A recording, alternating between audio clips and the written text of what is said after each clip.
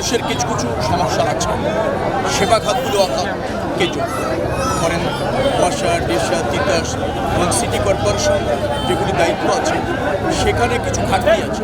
অতএব এই সেবা খাতগুলিকে আগে ফাংশন করা সেটি না হলে জনদুর্ভোগ হচ্ছে, মানুষের জীবন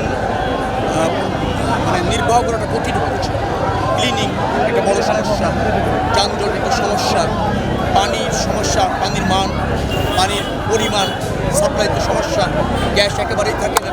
আমাদের সেবা খাতগুলি ফাংশন করানো জন্য মাদকের একটা প্রভাব আছে। তারা বলেছে মাদকটা নিয়ন্ত্রণ করবার জন্য অথবা এখানে নিষিদ্ধ করবার জন্য বিক্রি সরবরাহ যেগুলি আছে বিভিন্ন জায়গা থেকে এসে পড়ছে, বাইরের লোক এসে, সেটা ইতিমধ্যে অনেকটা নিয়ন্ত্রণ হয়ে গেছে। বাকি আচ্ছা, প্রশ্ন সেটা হচ্ছে যে লেভেল প্লেইং ফিল্ড আছে কিনা, আর আপনারা নির্বাচনী প্রচারণা কোনো হুমকির শিকার হন কিনা?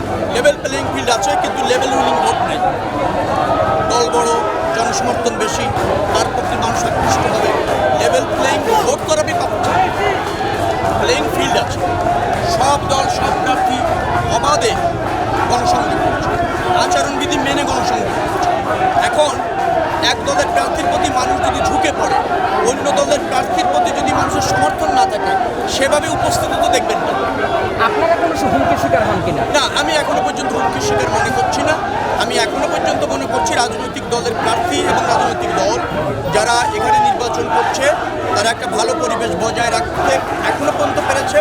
আগামী তো সফল হবে বলে আমার বিশ্বাস। নির্বাচন কমিশনের কাছে কি চাওয়া আছে? সর্বশেষ প্রশ্ন। তারা নিরপেক্ষ থাকবে, জনগণের ভোটের যে অবাধ রায় সেটা নিশ্চিত করবে পরিবেশগত দিক থেকে এবং কাউন্টিংয়ের দিক থেকে।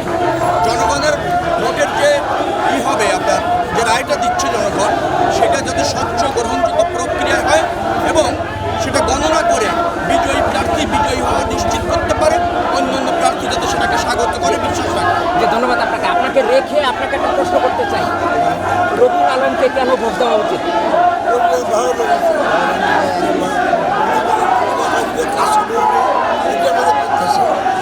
আপনি কি মনে করেন সে মানুষের প্রত্যাশা পূরণ করতে পারবে? ধন্যবাদ।